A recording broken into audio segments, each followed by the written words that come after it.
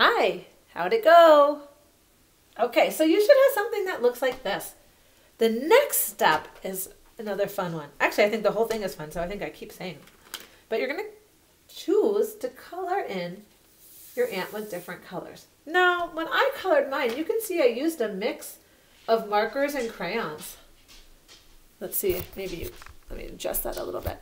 So for any of the small spots, I used markers so they'd be really bright. When it was a bigger area, I thought, well, I'll use crayons to do that. But you can choose to color it how you like.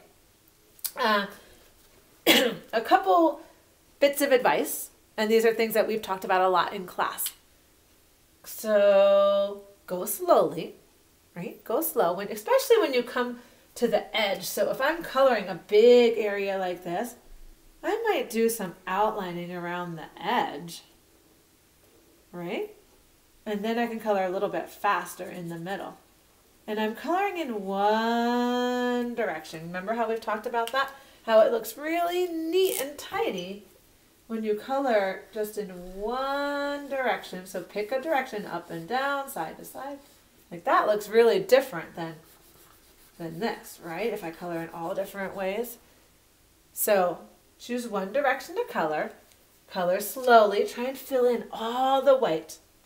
And then, here's the tricky part, is that we want to make it symmetrical. So in order to make it symmetrical, you're going to color using the same colors on each side. So I colored this part with my orange on this side. Now I need to find that same part on the other side and color that using the same color. So I'm going to skip over to here, use that same color to color that part in. Now there's lots of little pieces in this art, lots of little sections. It looks really neat when you color them in different colors, but make sure you're doing it the same on each side. Right? And if your hand gets tired, if you're losing focus, you might shake out your hand, maybe try that bumblebee breath or snake breath. Take a little break, get a drink, walk around, set it aside, come back to it later. Do what you need to do. Sometimes doing a whole art project in one sitting is a lot, so you might choose to break it up into a few different sessions.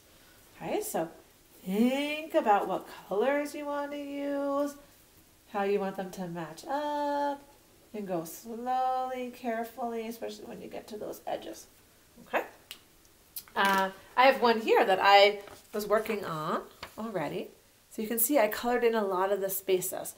So I colored in a lot of the spaces. I still have more work to do.